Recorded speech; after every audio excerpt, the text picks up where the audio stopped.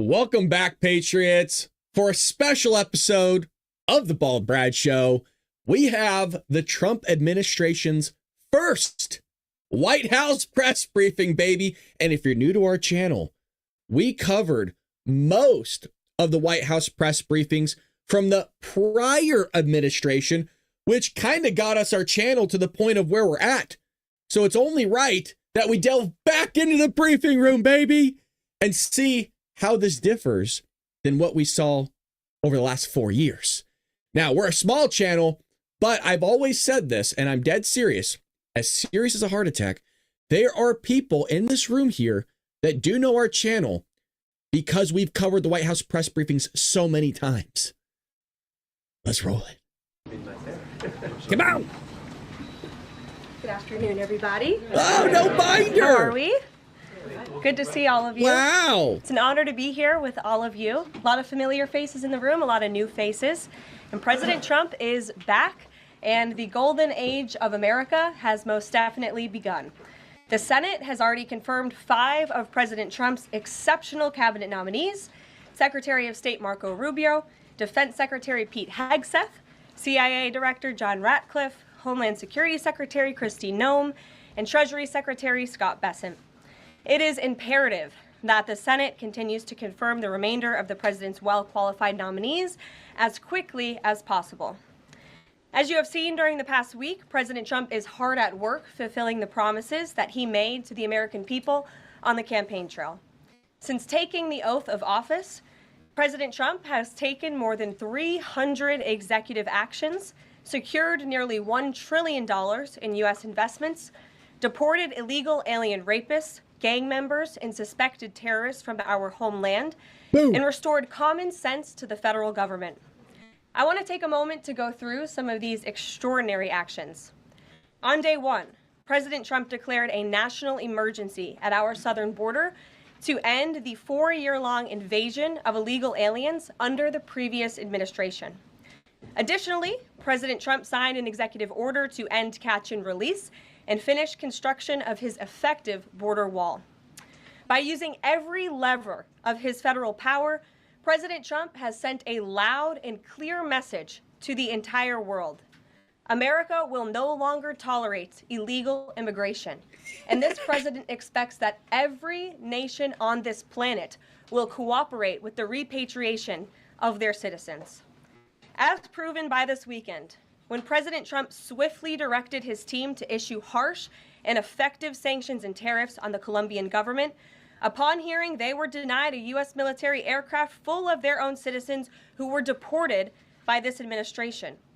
Within hours, the Colombian government agreed to all of President Trump's demands, proving America is once again respected on the world stage.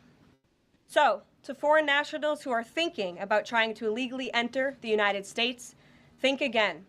Under this president, you will be detained and you will be deported. Every day, Americans are safer because of the violent criminals that President Trump's administration is removing from our communities. Dude. On January 23rd, ICE New York arrested a Turkish national for entry without inspection who is a known or suspected terrorist. On January 23rd, ICE San Francisco arrested a citizen of Mexico unlawfully present in the United States who has been convicted of continuous sexual abuse of a child aged 14 years or... Dude, this girl is coming out swinging. I'm loving it. Patriots, I'm loving it, baby. Whew. I had to pause for a moment. I was getting chills. Look what she's doing here, speaking the truth with the cross around her neck. She's wearing purple like Mr. 47 wore on Inauguration Day. It's beautiful. Dude, she is smacking it down. Here is the system of God. I love it. I just want to highlight this, folks. We were told by Margaret Brennan of Face the Nation to J.D. Vance that these people are vetted. Yeah, no, these are good people. How could you get rid of them? Why would you deport them now? They're making America great again. Yes. Except they're not. And George, thank you so much for becoming a member. 3 months. God bless you, George. Always coming out hot, baby. Or younger. ICE St. Paul has arrested a citizen of Honduras who was convicted of fourth-degree criminal sexual conduct with a minor. Get rid of them. ICE Buffalo arrested a citizen of Ecuador who has been convicted of rape. ICE Boston arrested a citizen of the Dominican Republic who has a criminal conviction for second-degree murder. This criminal was convicted of murder for beating his pregnant wife to death in front of her 5-year-old son. And ICE St. Paul also arrested a citizen of Mexico who was convicted of possessing pornographic material of a minor on a work computer. These are the heinous individuals that this administration is removing from American communities every single day, and to the brave state and local law enforcement officers, CBP, and ICE agents who are helping in the facilitation of this deportation operation, President Trump has your back. And a lot of people are asking me if I've watched this. No. Oh, I've been holding out. I did not open up my web browser. You're seeing real reaction from me, baby. This is, you don't understand, again, some of the people do because I've covered this. The White House press briefings for the last 4 years. This is my Super Bowl, baby. This is my season opener. I got my jersey on, my beer sippers going. Yeah, please, you know, this is not, look, I'm bringing the entertainment. Of course, I'm bringing the energy, but it's also, I've been waiting for this. And yes, I did sign up to be in that White House press briefing room. Remember, at the top of the show, I said I know people in that room. They've encouraged me as well. Thank you so much for encouraging me. We'll see. We'll see if I can get in, but I did apply. And he is grateful for your hard work. On the economic front, President Trump took immediate action to lower costs for families who are suffering from 4 You guys are hyping me up. Everybody says I'm in for a ride. Can't wait. Destructive and inflationary policies. President Trump ordered the heads of all executive departments and agencies to help deliver emergency price relief to the American people, untangle our economy from Biden's regulatory constraints, and end the reckless war on American energy. President Trump also signed sweeping executive orders to end the weaponization of government and restore common sense to the federal bureaucracy. That's right. He directed all federal agencies to terminate illegal diversity, equity, and inclusion programs to help return America to a merit-based society. President Trump also signed an executive order declaring it is now the policy of the federal government that there are only 2 sexes, male and female. Sanity has been restored. Before I take your questions, I would like to point out to all of you once again have access to the most transparent and accessible president in American history. There has never been a president who communicates with the American people and the American press corps as openly and authentically as the 45th and now 47th president of the United States. This past week, President Trump has held multiple news conferences, gaggled on Air Force One multiple times, and sat down for a two-part interview on Fox News, which aired last week. As Politico summed it up best, Trump is everywhere again. And that's because President Trump has a great story to tell about the legendary American revival that is well underway. And in keeping with this revolutionary media approach that President Trump deployed during the campaign, the Trump White House will speak to all media outlets and personalities, not just the legacy media who are seated in this room. Because according to recent polling from Gallup, Americans' trust in mass media has fallen to a record low. Millions of Americans, especially young people, have turned from traditional television outlets and newspapers to consume their news from podcasts, blogs, social media, and other independent outlets. That's us. It's essential to our team that we share President Trump's message everywhere and adapt this White House to the new media landscape in 2025. To do this, I'm excited to announce the following changes will be made to this historic James S. Brady briefing room, where Mr. Brady's legacy will endure. This White House believes strongly in the First Amendment, so it's why our team will work diligently to restore the press passes of the 440 journalists whose passes were wrongly revoked by the previous administration. We're also opening up this briefing room to new media voices who produce news-related content and whose outlet is not already represented by one of the seats in this room. We welcome independent journalists, podcasters, social media influencers, and content creators to apply for credentials to cover this White House. Folks, I want to be clear. I filled that sucker out already, baby. And yeah, I name dropped a little bit, okay? I name dropped a bit. We'll see if I told you if you get me in that room, all hell is gonna break loose. Can you imagine me in that room? Could you imagine? Yeah. And you can apply now on our new website, whitehouse.gov/newmedia.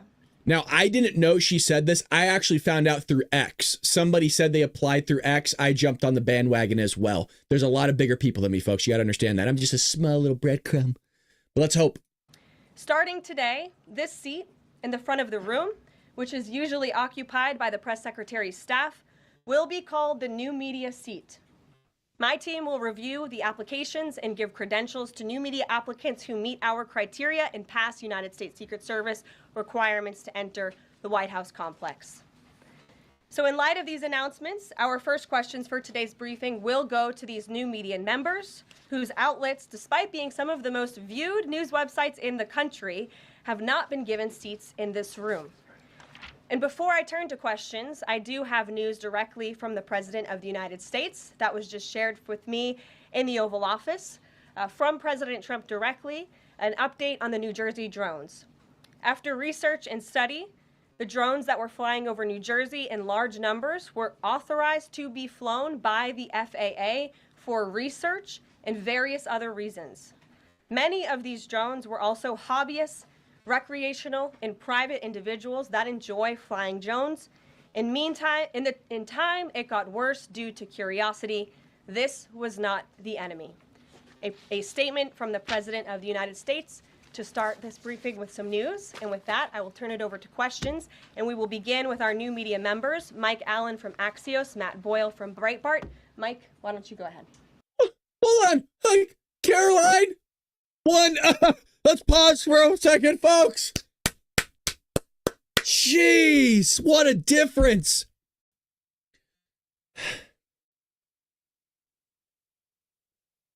Folks, again, when you've been doing this every single day for 4 years, what a breath of fresh air, huh?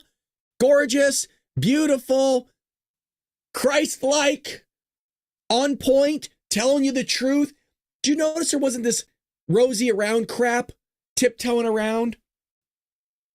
No, it was right down the middle, baby. You like it or not, this is what it is. Oh, we are so back. Oh, baby, we are back.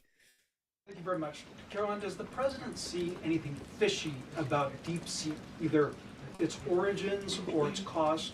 And Could China's ability to make these models quicker, cheaper, affect our thinking about expanding generation data centers, chip manufacturing? Sure. The president was asked about DeepSeek last night on Air Force One when he gaggled for, I think, the third or fourth time throughout the weekend with members of the traveling press corps.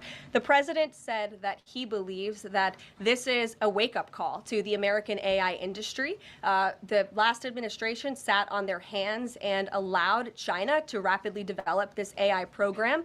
And so President Trump believes in restoring American AI dominance. And that's why he took very strong executive action this past week to sign executive orders to roll back some of the onerous regulations on the AI industry. And President Trump has also proudly appointed the first AI and crypto czar at this White House, David Sachs, whom I spoke with yesterday, very knowledgeable on this subject, and his team is here working every single day to ensure American AI dominance.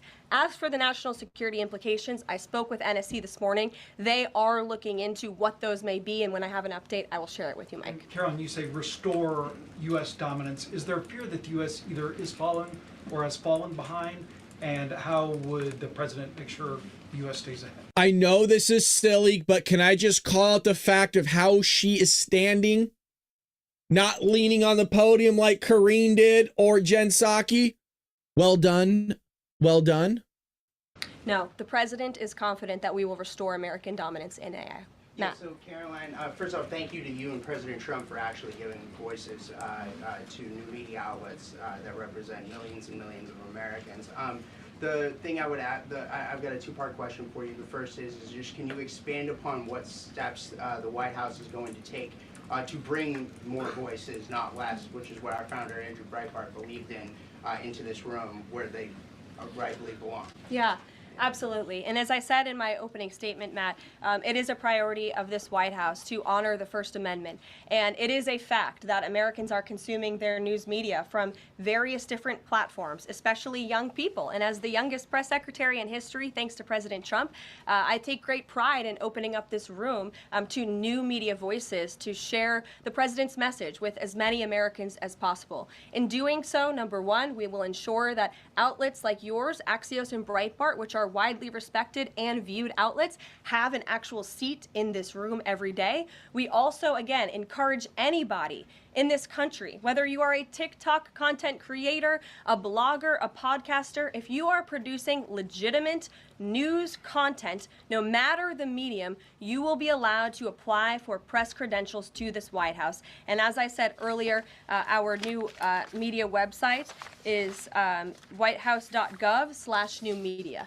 And so we encourage people to apply. Again, as long as you are creating news-related content of the day and you're a legitimate independent journalist, you're welcome to cover this White House. And secondly, 6 a.m. Pacific Standard Time every morning, Monday through Friday weekdays, folks. We do the Bald Brad Show. Hour-long content.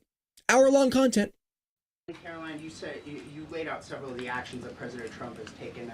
Obviously, it's a stark contrast to the previous administration, a breakneck speed from President Trump. Can we expect that pace to continue as the first 100 days moves along here and beyond that?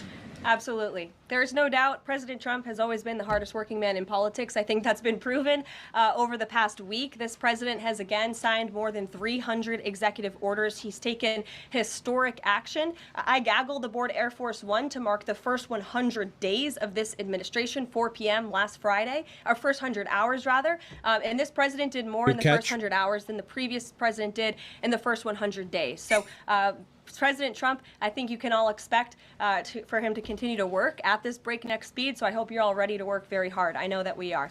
Zeke Miller. Thanks, Caroline. A question that we've asked your predecessors of both parties in this job.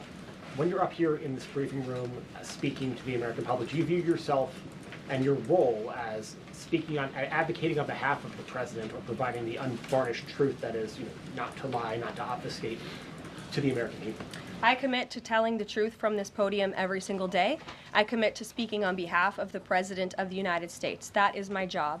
And I will say it's very easy to speak truth from this podium when you have a president who is implementing policies that are wildly popular with the American people. And that's exactly what this administration is doing. It's correcting the lies and the wrongs of the past 4 years, many of the lies that have been told to your faces in this very briefing room. I will not do that. But Correct. since you brought up Truth Seek, I would like to point out, while I vowed to provide the truth from this podium, we ask that all of you in this room hold yourselves to that same standard. We know for a fact there have been lies that have been pushed by many legacy media outlets in this country about this president, about his family, and we will not accept that. We will call you out when we feel that your reporting is wrong or there is misinformation about this White House. So yes, I will hold myself to the truth, and I expect everyone in this room to do the same. And Caroline, just on a substantive... God, she's good. She's good. Like, I know she was going to be good, but God. We're only 14 minutes in. I got another 30. People are saying I'm pregnant.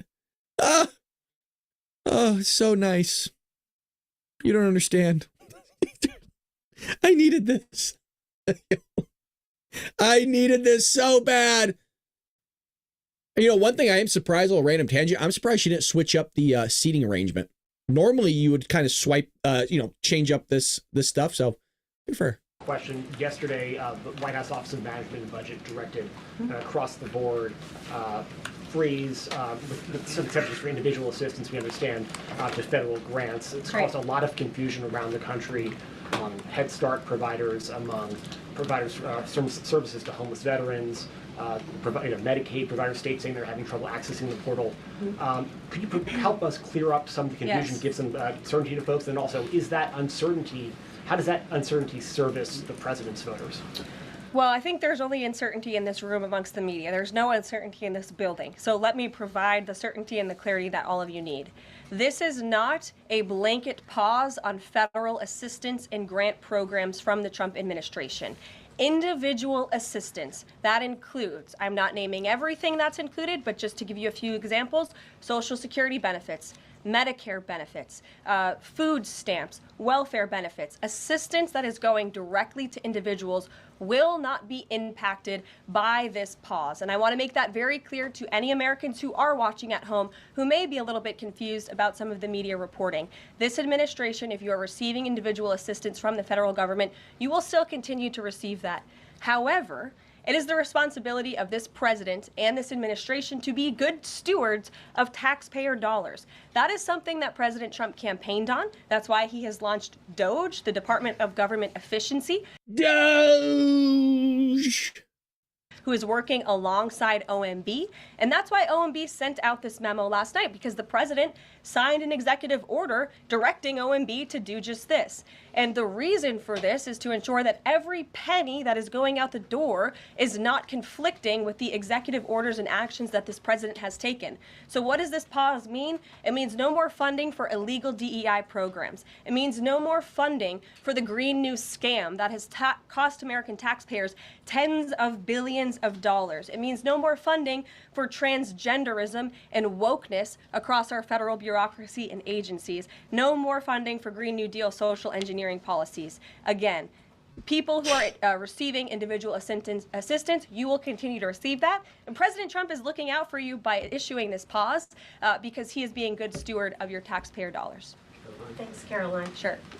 How long is this pause going to last, and how is the Trump administration recommending that organizations that rely on federal funding make payroll, pay their rent in the meantime?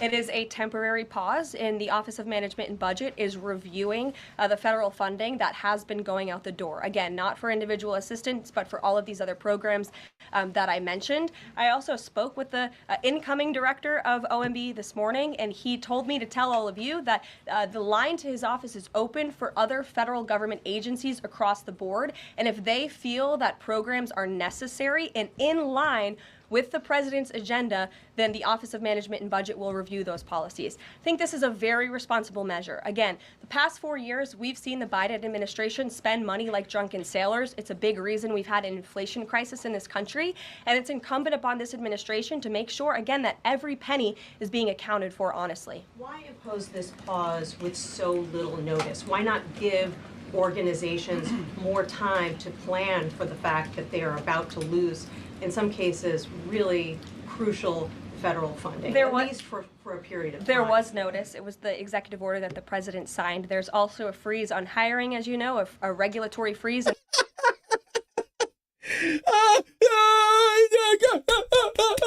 was notice.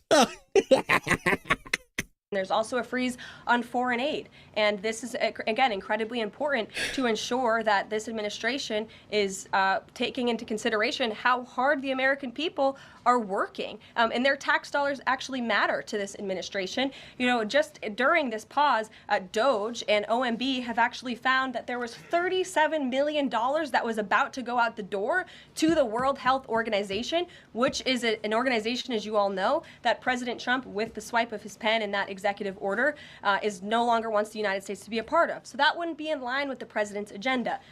DOGE and OMB also found that there was about to be 50 million taxpayer dollars that went out the door to fund condoms in Gaza. That is a preposterous. What? I'm done. What? I'm going to lose it.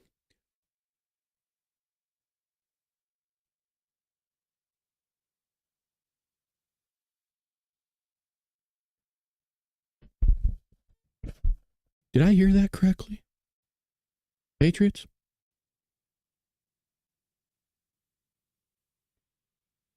Agenda. DOGE and OMB also found that there was about to be 50 million taxpayer dollars that went out the door to fund condoms in Gaza. That is a preposterous waste of taxpayer money. So that's what this pause is focused on, being good stewards of tax dollars. And so this doesn't Jennifer. affect Meals on Wheels or Head Start or disaster aid? Again, it does not You gotta be affect shitting me. individual. Hold on a second, Caroline. This is something she's going to have to learn. Let me help you, girl. Not telling you how to do your job, but you got to marinate that a little bit. You got to let that bask. You got to let that soak in.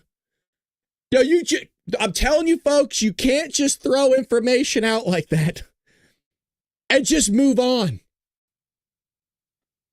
You got to let it marinate. What the F?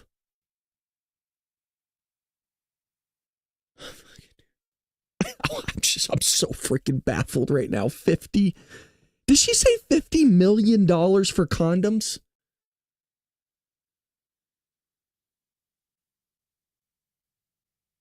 Assistance that's going to Americans. To follow up on Nancy, do you think there will be a list of who is affected and how much money is affected? How will these? I'm sorry. I'm going back. I know we kind of shuffled through this.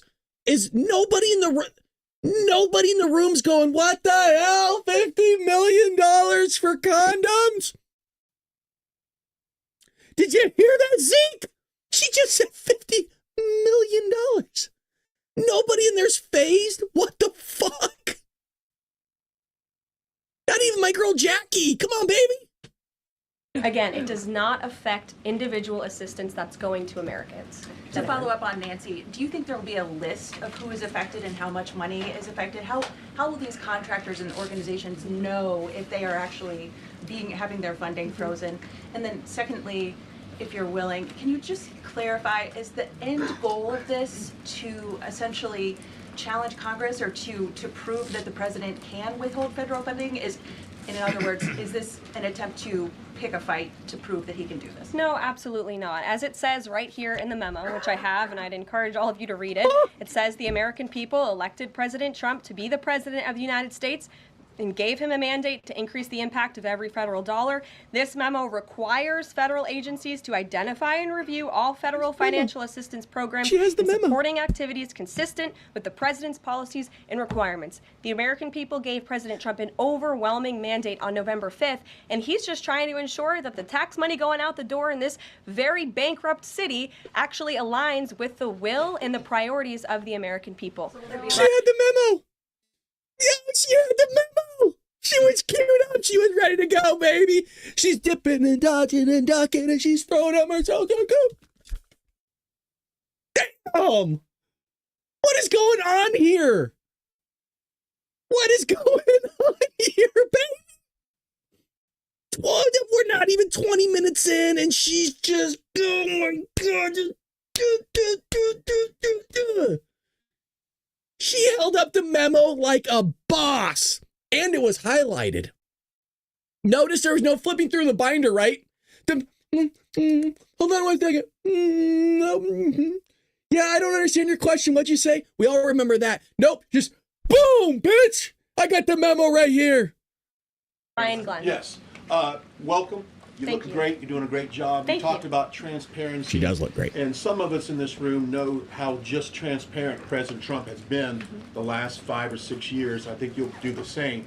My question is, do you think this latest incident with the president of Colombia is indicative of the global, powerful respect they have for President Trump moving forward, not only to engage in economic diplomacy with these countries, but also world peace?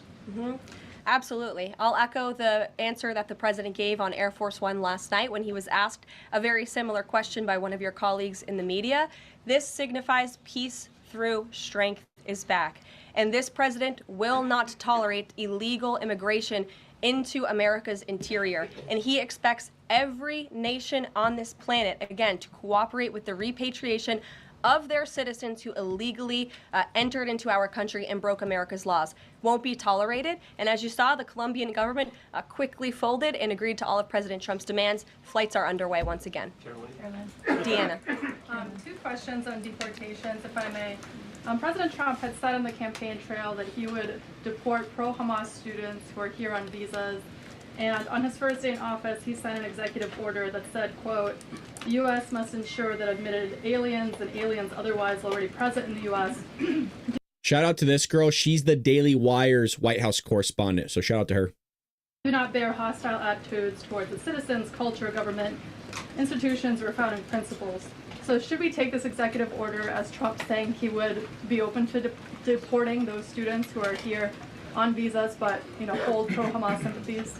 The president is open to deporting individuals who have broken our nation's immigration laws. So if they are here illegally, then certainly he is open to deporting them. And that's what this administration is hard at work at doing. We receive data from DHS and from ICE every single day. From what we hear on the ground, ICE agents are feeling incredibly empowered right now because they actually have a leader in this building who is supporting them in doing their jobs that they were hired to do, which is to detain, arrest, and deport illegal criminals who have invaded our nation's borders over the past 4 years. That's what the president is committed to seeing. Peter. Caroline, I can ask you very quickly, just following up on the question on immigration first. President Trump, during the course of the campaign in 2024, said the following about illegal immigration. He said, they're going back home where they belong, and we start with the criminals. There are many, many criminals. NBC News has learned that ICE arrested 1,179 undocumented immigrants on Sunday, but nearly half of them, 566 of the migrants, appear to have no prior criminal record besides entering the country illegally. So you had a criminal record. Still focused exclusively, which is a civil crime, not a.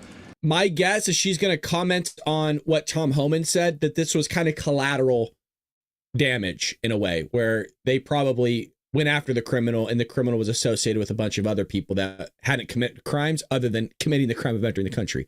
I could be wrong, but let's see. It's not criminal. It's a federal crime. So I'm asking, though, he said he was going to focus on those violent offenders first. So is violent offenders no longer the predicate for these people to be deported? The president has said countless times on the campaign trail, I've been with him at the rallies, I know you've been there covering them too, Peter, that he is focused on launching the largest mass deportation operation in American history of illegal criminals. And if you are an individual, a foreign national, who illegally enters the United States of America, you are, by definition, a criminal. And so therefore, you are subject to deportation. I apologize for interrupting. So to be clear, it's not violent criminals do not receive precedence in terms of the deportations taking place. The president has also said two things can be true at the same time. We want to deport illegal criminals, illegal immigrants from this country, but the president has said that, of course, the illegal criminal drug dealers, the rapists, the murderers, the individuals who have committed heinous acts on the interior of our country and who have terrorized law-abiding American citizens, absolutely, those should be the priority of ICE, but that doesn't mean that the other illegal criminals who entered our nation's borders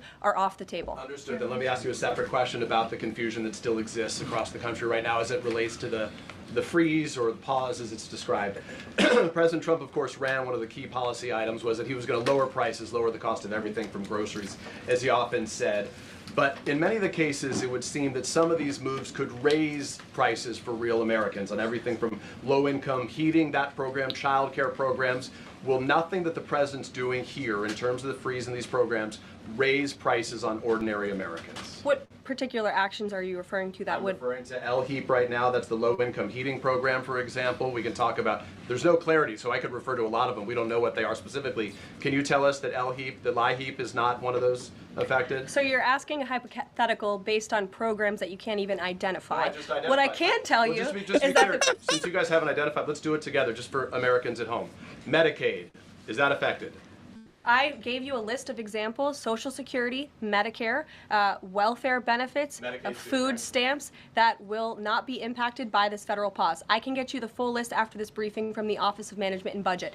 But I do want to address the cost cutting because that's certainly very important, and cutting the cost of living in this country. President Trump has taken historic action over the past week to do that.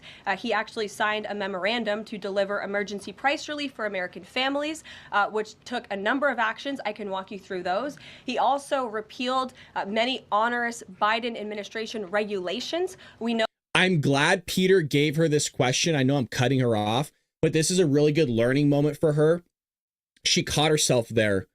So she is getting out of the hole that she dug herself in this by kind of going into specifics. Whenever you go into specifics, you need to know what the hell you're talking about.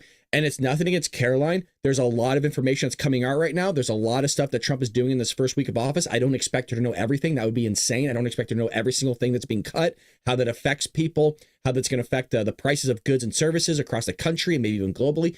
So when she went into the specific realm, I think she knew she might have caught herself there, and now she's trying to backtrack. She did a good job by giving some specifics and correlating that to her opening statement. That is a good job, but I think this is a good learning moment for her. Something that I would review as tape, like game tape, by going back on, hey, we need to maybe not go down that rabbit hole with the press again, because it could bite you in the ass. It really can. Over the past 4 years, American households has been essentially taxed $55,000 in regulations from the previous administration. President Trump, with the swipe of his pen, rescinded those, which will ultimately put more money back in the pockets of the American people. So deregulation is a big deal. And then when it comes to energy, I mean, the president signed an executive order to declare a national energy emergency here at home, which is going to make America energy dominant. We know that energy is one of the #1 drivers of inflation. And so that's why the president wants to increase our energy supply to bring down costs for Americans. The Trump energy boom is incoming, and Americans can expect that. Please share that out. Thank you. Karoline, I think some of the confusion may be here with this pause on federal funding. You've made it clear you're not stopping funds that go directly to individuals, but there certainly are lots of organizations that receive funding and then may pass along a benefit. Meals on Wheels, for one. They provide meals for over 2.2 million seniors. What is the president's message to Americans out there, many of whom supported him and voted for him, who are concerned that this is going to impact them directly, even if, as you said, the funding isn't coming directly to their wallet? I have now been asked and answered this question 4 times. To individuals at home who receive direct assistance from the federal government, you will not be impacted by this federal freeze. In fact, OMB just sent out a memo to Capitol Hill with Q&A to clarify some of the questions and the answers that all of you are asking me right now. Again, direct assistance will not be impacted. I've been asked and answered about this OMB memo. There's many other topics of the day. Jackie Heinrich. But indirect assistance, Karoline, if it's going to another organization and then trickling down. Direct assistance that is in the hands of the American people will not be impacted. Again, as I said to Peter, we will continue to provide that list as it comes to fruition. But OMB right now is focused on analyzing the federal government's spending, which is exactly what the American people elected President Trump to do. And one question on immigration, Karoline, on immigration. Of the 3,500 arrests ICE has made so far since President Trump came back into office, can you just tell us the numbers? How many have a criminal record versus those who are just in the country illegally? 100%. All of them, because they illegally broke our nation's laws and therefore they are criminals as far as this administration goes. I know the last administration didn't see it that way, so it's a big culture shift in our nation to view someone who breaks our immigration laws as a criminal, but that's exactly what they are. Boom, baby! Boom! They all have a criminal record? And welcome to the briefing If they room. broke our nation's laws, yes, they are criminal. Yes. Thank you. On stripping security details for figures like John Bolton, Pompeo, Brian Hook, Senator Tom Cotton said that he's seen the intelligence and the threat from Iran is real for anyone who played a role in Soleimani's strike. He voiced concern it wouldn't just impact those individuals, but potentially their family, innocent bystanders, friends, anyone who's near them when they're out in public. Is the president open to reconsidering his decision? The president was asked and answered this yesterday, and he was firm in his decision despite some of the comments that you had referenced. And he's made it very clear that he does not believe American taxpayers should fund security details for individuals who have served in the government for the rest of their lives. And there's nothing stopping these individuals that you mentioned from obtaining private security. That's where the president stands on it. I have no updates on that. Is there any concern that this decision might jeopardize the administration's ability to hire the best advisors for these kinds of positions in the future? No, in fact, I've talked to the Presidential Personnel Office, who has told me directly that there is such an influx of resumes for this administration that it's incredibly overwhelming. There is no lack of talent for the Trump administration. Reagan Reed. Would he take any responsibility if anything happened to these people? Would he feel at all that his decision was a factor in that? The president was asked and answered this yesterday. I defer you to his comments. Reagan, since you're in the back. I would like her to answer that question, though. And I held Kareen's feet to the fire when she said, oh, I've already answered that question. You can answer it again. If we're going to be talking about transparency, you can't expect the American people to be listening to the news at every waking moment and to be able to hear that question that might have been proposed yesterday. They could have missed it. I think this is a great opportunity to address those types of answers from those types of questions to the American people on this podium. I love it. I love everything I'm seeing. But I'm also going to be nitpicky on things that I know some people in the White House will see me say, as well as some of the people in the room. This is a great learning moment for her. She's getting pounded right now by the press regarding this statement and this memo that came out. She needs to be more specific and kind of fine tune some things. And I think we'll see that kind of over the next 4 years. She's doing phenomenal right now. Just phenomenal. She's knocking it out of the park. Row, I hear you. The back row hasn't gotten much attention in the last 4 years, so I'm happy to answer your question. I can project. Does the president intend to permanently cut off funding to NGOs that are bringing illegal foreign nationals to the country, such as Catholic charities? I am actually quite certain that the president signed an executive order that did just that, and I can point you to that. One more, Caroline. President Trump issued an executive order on increased vetting for refugees in visa applications. Right. Part of that order was considering an outright ban for countries that have deficient screening processes. Has the president considered yet which countries might fall into this category? Are countries like Afghanistan or Syria under consideration for a full ban? Yeah, so the president signed an executive order to streamline the vetting for visa applicants and for illegal immigrants in this country who are coming, of course, from other nations. It also directed the Secretary of State to review the process and make sure that other countries around the world are being completely transparent with our nation and the individuals that they are sending here. And so the Secretary of State has been directed to report back to the president. I haven't seen that report yet. We've only been here for a few days. Caroline, questions for you. One, on the freeze in federal funding. Who advised the president on the legality of telling government agencies that they don't have to spend money that was already appropriated by Congress? Well, as the OMB memo states, this is certainly within the confines of the law. So White House counsel's office believes that this is within the president's power to do it, and therefore he's doing it. Okay, so they disagree with lawmakers who say that they don't have the power to freeze this funding. Again, I would point you to the language in the memo that clearly states this is within the law. And all that happened on Friday night. The administration fired several inspectors general without giving Congress the 30-day legally required notification that they were being fired. I think only 2 were left at DHS and the DOJ. And then yesterday we saw several prosecutors, I believe 12, fired from the Justice Department who worked on the investigations into the president. As you know, they are career prosecutors, therefore they are afforded civil service protections. How is the administration deciding which laws to follow and which ones to ignore? So it is the belief of this White House and the White House counsel's office that the president was within his executive authority to do that. He is the executive of the executive branch, and therefore he has the power to fire anyone within the executive branch that he wishes to.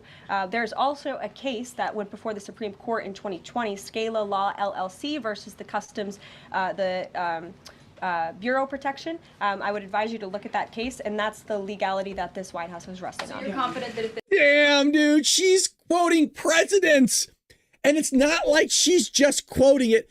She's giving them the law, baby. She's saying, hey, lady, why don't you go read it yourself? How often do we say that during our live broadcast, folks, every morning going, they don't want to do the research. These progressives don't want to go look at things themselves. This is Caitlin Collins, by the way. I don't like her. They bring lawsuits against you, those prosecutors who were fired, that they will succeed. We will win in court, And yes. did he personally direct this, given they worked on the classified documents investigation and the election interference investigation? This was a memo that went out by the Presidential Personnel Office, and the president is the leader of this White House, so it did yes. come from him. Yes, it came from this Caroline? Caroline? Sure. Thank you. Congrats on your first day on the podium. Thank you. President Trump ended funding for UNRWA and also designated the Houthis a foreign terrorist organization. Look at this room. I mean, I could probably count on one hand the amount of times I've seen it this packed where it's to the back and wraps around, and we need a bigger room. And there's our boy Phil right there, folks. There's our boy Phil. He's looking good and sharp in that suit. That's right. Both were decisions that the previous administration had reversed. So here's my question. Will there be an investigation into who gave the previous administration this terrible advice? Well, that's a very good point. I haven't heard discussions about such an investigation, but it wouldn't be a bad idea considering that the Houthis certainly are terrorists. They have launched attacks on U.S. naval ships across this world, and so I think it was a very wise move by this administration to redesignate them as a terrorist group, because they are, and I think it was a foolish decision by the previous administration to do so. As for an investigation, I'm not sure about that, but it's not a bad idea. Josh. Thank you for the question. I appreciate it. Can you give us an update on the president's plans for his tariff agenda? He spoke a lot about this yesterday, and there's a couple of dates coming up that he's spoken to. Number one, February 1st, he's alluded to both the potential for tariffs for Canada and Mexico, but also China to take effect on those days. What's he thinking about that?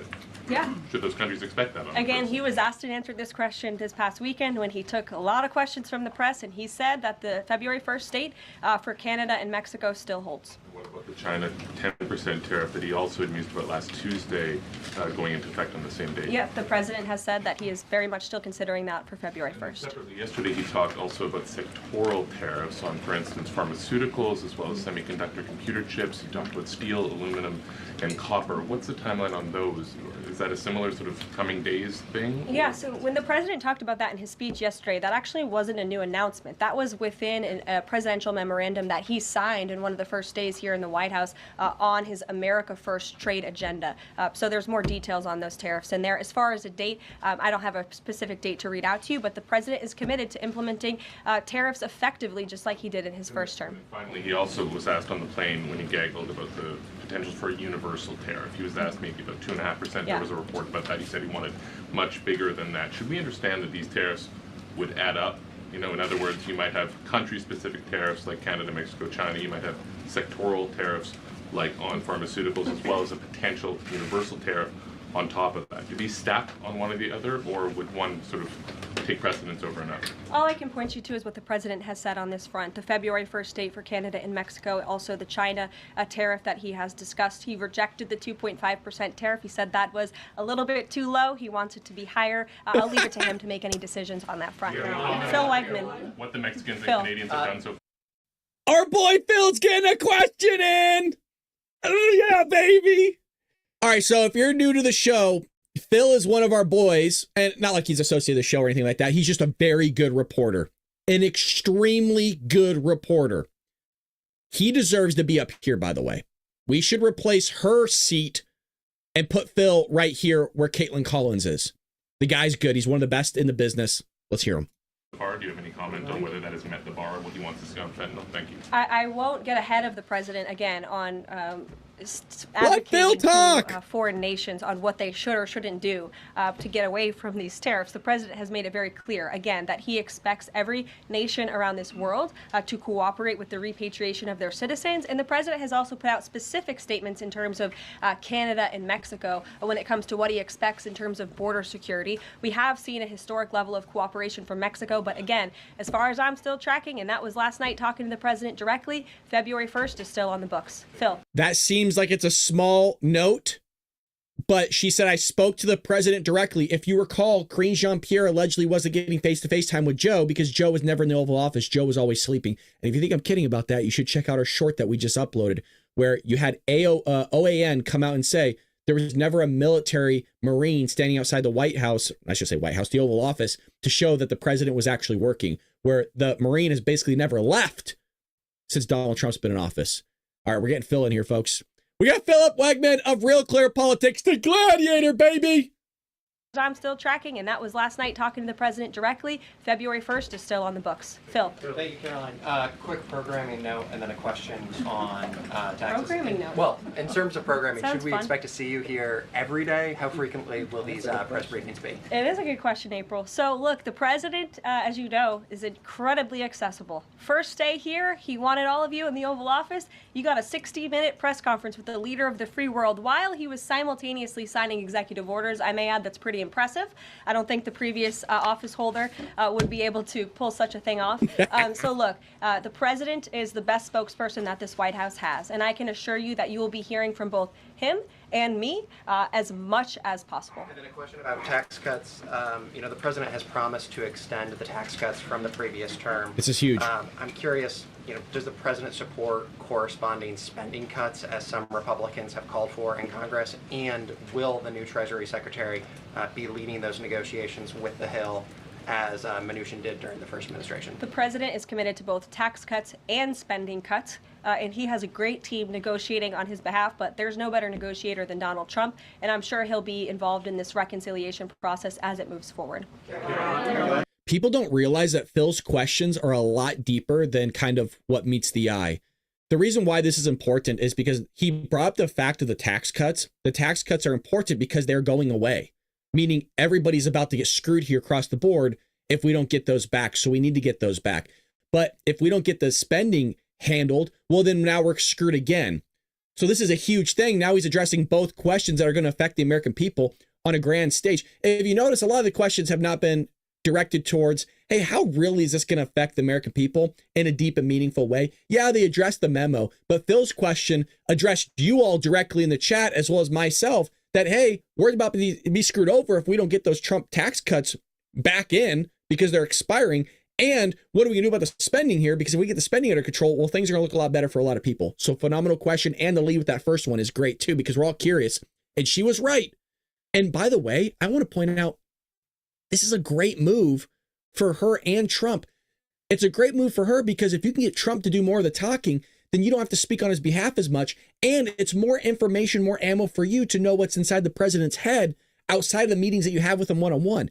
So the more you can get the president to talk to the press one-on-one, the more it kind of covers your tushy here and it gives you more ammo. So it's a win-win for everybody across the board.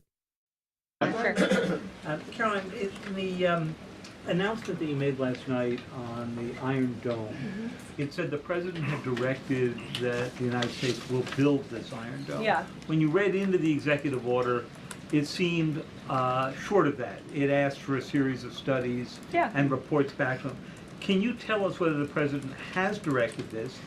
And if he is as concerned on this issue, why the suspensions that we saw listed by OMB included so many different nuclear programs, non-proliferation programs, programs to blend down nuclear weapons, and so forth? First of all, when it comes to the Iron Dome, the executive order directed the implementation of an Iron Dome. It also, as you said, kind of directed research and studies to see if or how the United States can go about doing this, particularly the Department of Defense. When it comes to the other question that you asked about those specific programs, again, I would say this is not a ban. This is a temporary pause and a freeze to ensure that all of the money going out from Washington, D.C. is aligned with the president's agenda. And as the Office of Management and Budget has updates on what will be kickstarted once again, I will provide those to you. Can you just clarify for a sec what you were saying before on Medicaid? It wasn't clear to me whether you were saying that no Medicaid would be cut off. Obviously, a lot of this goes to states before it goes to individuals and so forth. So are you guaranteeing here that no individual now on Medicaid would see a cutoff because of the pause? I'll check back on that and get back to you. John. Thanks a lot. That's a tough one. That's a tough answer, folks. I'll tell you why it's a tough answer. Because it's something that President Trump has actually addressed in the past and something he said he wouldn't necessarily touch. And this is where, and I was actually going to cover this towards the end of the show, is you run into she's put into a tough position. I'm telling you, she's knocking it out of the park. For what she's had to be given in terms of information of Trump's first week in office, hell, his first 100 hours, the amount of things that guy did to have to know everything like the back of your hand is a very tough thing to do. And she's handled it very well. But like I said, it's a great learning moment for her because Trump doesn't stop and she has to be on top of it. Kayleigh McEnany knew this. She was with Kayleigh McEnany when Kayleigh McEnany was the White House press secretary. You could tell a lot of her mannerisms are similar. You can tell she watched a lot of the game tape from Kayleigh herself and received a lot of advice from her. But it's just a lot to know. And she's not giving the best answers all the time, but she's giving really good answers. Caroline, as you know, in the first week that the president was in office, signed an executive order as it relates to birthright citizenship, trying to eliminate that. Now, 22 state attorney generals have said that this is unconstitutional. A federal judge has just agreed with their argument. What's the administration's argument for doing away with birthright citizenship? The folks that you mentioned have a right to have that legal opinion, but it is in disagreement with the legal opinion of this administration. This administration believes that birthright citizenship is unconstitutional. Good answer. And that is why President Trump signed that executive order. Illegal immigrants who come to this country and have a child are not subject to the laws of this jurisdiction. That's the opinion of this administration. We have already appealed the lawsuit that was filed against this administration, and we are prepared to fight this all the way to the Supreme Court if we have to, because President Trump believes that this is a necessary step to secure our nation's borders and protect our homeland. Very good answer. On foreign policy, Caroline, on foreign policy, if I may, the president's commitment to the NATO Defense Alliance, is it as strong as the prior administration? Is it the same as when he served as president in his first term in office? As long as NATO pays their fair share, and President Trump has called on NATO allies to increase their defense spending to 5%. You actually saw the head of NATO at Davos last week on Bloomberg television saying that President Trump is right, and if Europe wants to keep itself safe, they should increase their defense spending. I would just add that there was no greater ally to our European allies than President Trump in his first term. The world for all nations in Europe, and of course here at home, was much safer because of President Trump's peace through strength diplomatic approach. Monica. Thank you, Caroline, and it's great to finally be called on as well in the briefing room. I appreciate that. You're welcome. Of course, we know President Trump just got back from North Carolina and California meeting with victims of natural disasters. There's the 2-year anniversary of the East Palestine, Ohio toxic train derailment. Does the president have any plans to go visit the victims of that toxic spill or just visit in general? No plans that I can read out for you here. If that changes, I will certainly keep you posted. What I can tell you is that President Trump still talks about his visit to East Palestine, Ohio. That Good. was one of the... I was hoping she would mention that. I was hoping she would mention the fact that the dude went there and Joey didn't. Turning points, I would say, in the previous election campaign, where Americans were reminded that President Trump is a man of the people. And he, as a candidate, visited that town that was just derailed by the train derailment, no pun intended, and he offered support and hope, just like I saw the president do this past week. It was a purposeful decision by this president on his first domestic trip to go to North Carolina and to California to visit with Americans who were impacted by Hurricane Helene and also by the deadly fires. A red state and a blue state, both of which feel forgotten by the previous administration and the federal government. That is now ended under President Trump. He will continue to put Americans first, whether they're in East Palestine, in Pacific Palisades, or in North Carolina. Phenomenal, and I would say perfect answer. Not only did she show how Donald Trump is for the American people and he's going to be there for them and protect them and show up in a time of need when the prior administration didn't, but she also referenced the fact that the prior administration didn't, and that he's going to be there for not just Republican states, but also the blue states, Democrats, and work with them and help them. Case in point, what he did in Los Angeles. Case in point, what he did with North Carolina. Case in point, he went to East Palestine, Ohio. I mean, you don't see this from Joey, do you? Phenomenal job there, Caroline. Sure.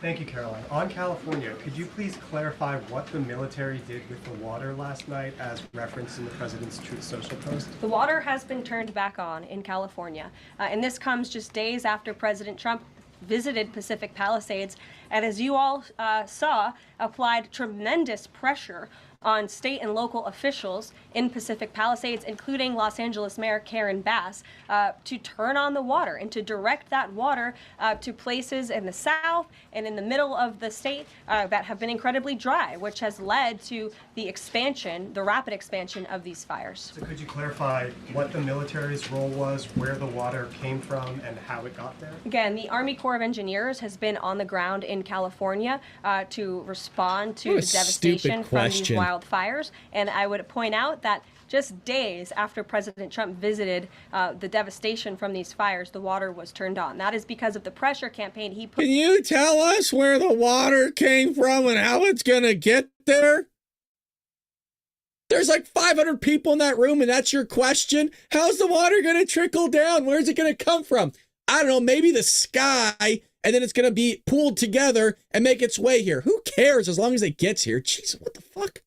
Put on state and local officials there who clearly lack all common sense. And I will never forget being at that roundtable with the president last week and hearing the frustration in the voices of Pacific Palisades residents who feel as though their government has just gone insane. Before President Trump showed up on the scene, Karen Bass was telling private property owners that they would have to wait 18 months to access their private property. So this administration, the president and his team that's on the ground in California, Rick Grinnell, who he has designated to oversee this great crisis, it will continue to put pressure on Karen Bass and state and local officials to allow residents to access their properties. This is a huge part of it. These residents want to take part in their own clearing out of their properties. They should be able to do that. It's the United States of America. What happened to our freedom? Clearly it's gone in California, but not anymore under President Trump. Oh, that last one. I know I keep emphasizing a lot of things, but I wanted to call out what she's doing good, what she's doing bad. That was a great point to make. It's where you end. It is where you end. It's sound bites, folks. People aren't going to be able to hold their attention long enough nowadays to remember the meat of what you just said. It was that ending statement right there that they're going to walk away with. Nice job. April. Caroline, welcome to the briefing room. Thank you. Several questions. One on the pause. Will minority serving institutions, preferably colleges and universities, have those? She's a race baiter, by the way, just a heads up. You guys, again, if you're just joining us, you're new to my channel, I know these people's questions and how they function almost like the back of my hand. Ed is Fox Business. You have CNN. You have the Associated Press, Zeke here. You have Peter with, I think it's CBS or NBC. I can't remember. It's either one of these two. Jackie Heinrich of Fox News. You have the Daily Wire here. You have Philip Wegman of Real Clear Politics. I mean, I know all these people's questions. He's also kind of almost a shoo-in sometimes for a race bait type of question. So I'm trying to see if Steven's there. I don't see Steven. Money's held back temporarily at this moment? Again, I have not seen the entire list because this memo was just sent out. So I will provide you all with updates as we receive them, okay? Also, secondly. Damn! If I want to point this out, and one of those things I was going to mention at the end of the show, watch this eye right here. With updates as we receive them, okay? Right there. Have you noticed that the way she looks at these reporters is she, through her eyes, through her mannerisms, through the way she's speaking clearly, she's giving concise answers to basically specific questions. She's commanding attention in that room the entire time. She's calling on them by name. She's not having somebody else do it. She's looking at them going, why don't you shut the hell up? I'm talking to this person right now. Mommy's in the building. Let daddy do the work. She's commanding attention with those eyes, and man, it is laser beams. Also, secondly. I just want to play that again. Just watch it in real time, folks, and bask in all its glory. With updates as watch the side eye. Okay? Also, secondly, when it comes to immigration, there is this southern border focus. What happens to those who've overstayed their visas? That is part of the broken immigration system. In 2023, there was a report by the Biden administration, the Homeland Security Department, that said overstays of visas were 3 times more than usual. Will there be a focus on the overstays for visas as well? If an individual is overstaying their visa, they are therefore an illegal immigrant residing in this country, and they are subject to deportation. And also, lastly, It's simple. It's simple. Do you notice, and I've beaten a dead horse with this, Democrats and the progressive left, there is no personal responsibility. Somebody breaks the law, it's somebody else's fault, and not the fault of the person that broke the law. Do you notice? Hey, you overstayed your visa. You've been here for like 20 years. What are you going to do about it? Why is it not the guy's problem for being here for 20 years that broke the law, that's been doing whatever? Why is it not his responsibility to take care of his own ass and figure out his own visa issues? What the hell? Do you guys notice that?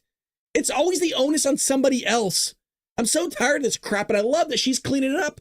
Going, hey, if you overstayed your visa, guess what? You're illegal. Shocker. Hey, if a guy's going over the speed limit and it's only a few miles an hour over, is he really still speeding? Yes. Yes. We have usually our speed limit here in California, depending where you're at, is about 65 miles an hour. If I got pulled over for 66, was I speeding? Was I speeding? Yes, I was. It's called a limit. I'm not going to like it, but I have to eat it because my dumbass decided to go over 65.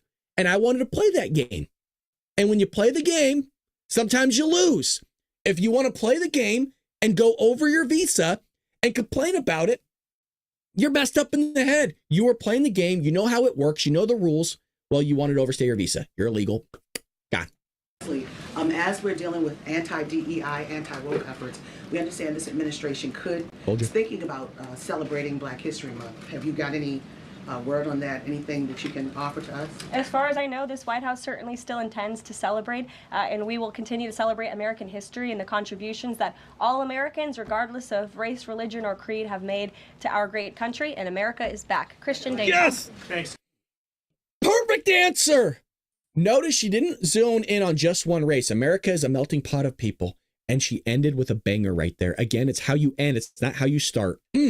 Caroline, just real quick, you mentioned the inflation executive order the president signed, but egg prices have skyrocketed since President Trump took office. So what specifically is he doing to lower those costs for Americans? Really glad you brought this up, because there is a lot of reporting out there that is putting the onus on this White House for the increased cost of eggs. I would like to point out to each and every one of you that in 2024, when Joe Biden was in the Oval Office, or upstairs in the residence sleeping, I'm not so sure, egg prices increased 65% in this country. We also have seen the cost of everything, not just eggs. Bacon, groceries, gasoline have increased because of the inflationary policies of the last administration. As far as the egg shortage, what's also contributing to that is that the Biden administration and the Department of Agriculture directed the mass killing of more than 100 million chickens, which has led to a lack of chicken supply in this country, therefore a lack of egg supply, which is leading to the shortage. So I will leave you with this point. This is an example of why it's so incredibly important that the Senate moves swiftly to confirm all of President Trump's nominees, including his nominee for the United States Department of Agriculture, Brooke Rollins, who is already speaking with Kevin Hassett, who's leading the economic team here at the White House, on how we can address the egg shortage in this country. As for costs, I laid out the plethora of ways that President Trump has addressed saving costs for the American people over the past week. He looks forward to continuing to doing that in the days ahead. Thank you guys so much. We'll see you soon. One more border question. Are Medicaid portals? Very good briefing, and I'm glad they kept it tight. This is a very good move by her to keep the briefing about 45 minutes. It's a very good trial run. She's definitely had trial runs in the past behind closed doors. She was very firm in her answer. She commanded attention in that room. The way she called on people, she was the one that was in control, not the reporters. These people like sharks, folks, and she handled it as best as she could on her first time. You could tell she started out a little shaky at the beginning. Nothing wrong with what she said or did. You could just tell a little nervous. Can't blame her for that. Anybody would be. But she did a phenomenal job of giving answers. She can learn a lot from this briefing. I would watch the tape again, as well as her team if I were her, and be very careful with kind of that follow-up of wanting to duke it out with Peter over here. So you can, again, Peter is right here. She was kind of going to have a boxing match with him. You only go into the ring, folks, if you know what you're doing and saying. If she's going to duke it out with the press, and she's going to learn really quick that they do know he's been doing it for quite some time, she needs to know her shit. And I'll be honest, that one about the memo and the nuances and how it was going to affect Americans, she didn't know her shit on that one. That doesn't mean I don't love her. Doesn't mean she didn't do a great job. I want to be sure that you guys understand that I'm all on board for this administration. I'm just giving you my opinion as somebody that's now been doing this for 4 years, every week covering these briefings, both on air and off air. I'm giving you a play-by-play on what I've seen, and I'm hoping that some of this gets relayed to her so that she could be the best White House press secretary. It's going to be tough because you got Kayleigh McEnany, her predecessor, that was there. As of what I saw, though, I give her an A still. She did a phenomenal job. Couldn't have asked for more in her first White House press briefing, and I'll be honest, a little tough to keep up with Trump. You know, it's tough to keep up with Trump. He's the best. So, well, thanks for hanging out with me on this evening, folks. Very rare that we do this on an evening show, but I told you, hey, I'm all on board covering the White House press briefings again. We're back at it, baby. We are back big time. A lot of news to cover tomorrow morning. We will be live 6 a.m. Pacific Standard Time to bring you the latest and greatest, and there's always news coming out, especially with Mr. 45, now 47 back in office, baby. And I would love for you to join us if you're new to the show. Again, 6 a.m. Pacific Standard Time weekdays. Please hit that like and subscribe button. Will you apply to be in the press briefing? I already did. And funny enough, I keep saying this, I'm not going to name drop, but you guys know there's people in this room that we chat with. And a couple of them said I should apply, and I did. Now, that was very nice of them to say, because they know my channel. And I was talking to them. I'll just say I was talking to them. And it was very nice of them to even say, hey, like you should put your name in the hat. And so we'll see. And maybe they'll put in a good word for me. I don't know. But I did put my name in there. Now, the caveat is that you have to fly out yourself. You have to pay for your own way, which is fine. I don't mind doing that. If I do get accepted, you guys obviously would be first to know. And then what we're going to do is sit down as a community and figure out what question I should ask.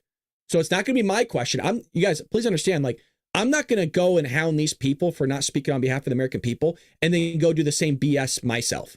I'm going to sit down with you all and we're going to have a town hall meeting and we're going to figure out what you guys want asked, because it's all about asking questions on behalf of the American people. That's why I love Phil so much, and Ed and Jackie, and sometimes Peter and Ed O'Keefe when he's there, because they speak and ask questions that the American people want.